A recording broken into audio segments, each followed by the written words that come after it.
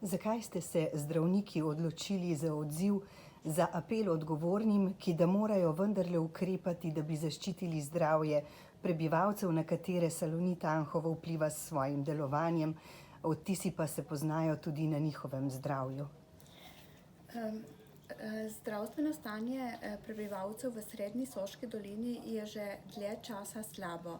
Zaradi dolgoletne proizvodnje azbestcementnih izdelkov in fibrogenega in kancerogenega delovanja azbestnega prahu je med prebivalci epidemija azbestnih bolezni, ki še ni videti konca.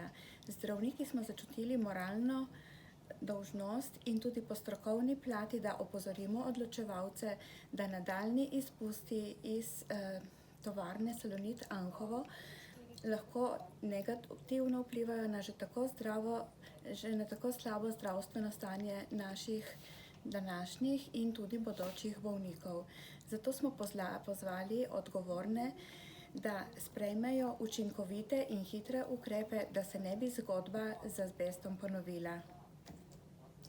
Odzivi so jasni, tudi hitri. Pridružuje se vam vse več kolegov, ki razmišljajo enako kot vi in ki vam dajejo podporo.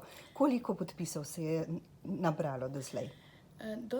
Do sedaj se je nabralo več kot 300 podpisov zdravnikov.